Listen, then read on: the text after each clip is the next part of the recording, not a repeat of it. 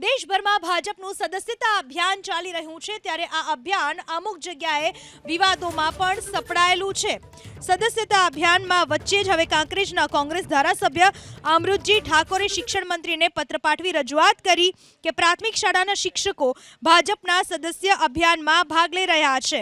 બનાસકાંઠામાં જિલ્લા ભાજપ પ્રમુખ કીર્તિસિંહ વાઘેલાની અધ્યક્ષતામાં યોજાયેલ સદસ્યતા અભિયાનના કાર્યક્રમમાં શિક્ષકોની હાજરી જોવા મળી।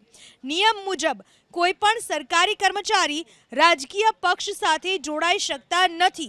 હવે શિક્ષકો જ ભાજપના આ અભિયાનમાં વ્યસ્ત બનતા શિક્ષણ કાર્ય પર પણ અસર પડી રહી છે। અંતમાં ભાજપના સદસ્યતા અભિયાનમાં ભાગ લેનારા અને ભાજપના સભ્ય બનેલા પ્રાથમિક શિક્ષકો પર કાયદેસરની કાર્યવાહી કરવા માંગ કરી છે। ઠેક ઠેકાણે વિવાદ જોવા મળી રહ્યો છે, વિરોધ જોવા મળી રહ્યો છે। આ પહેલા નાનકડા બાળકોને 8મા ધોરણમાં આશરે ભણતા બાળકોને સભ્ય બનાવવામાં આવ્યા હતા।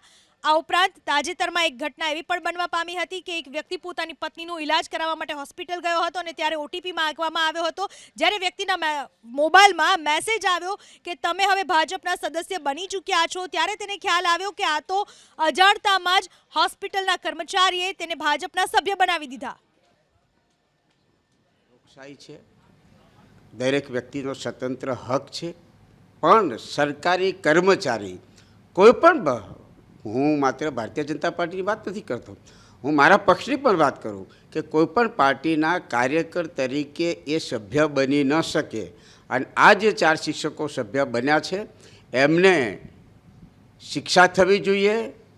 સાથે સાથે એમને કદાચ એમને વધારે રસ હોય ભારતીય જનતા પાર્ટીનું કામ કરવાનું, તો એમને એમની નોકરીમાંથી ફરજ મોકૂફ કરી અને એમને ઘરે બેસાડીને પ્રોગ્રામ કરે ભારતીય જનતા પાર્ટીના।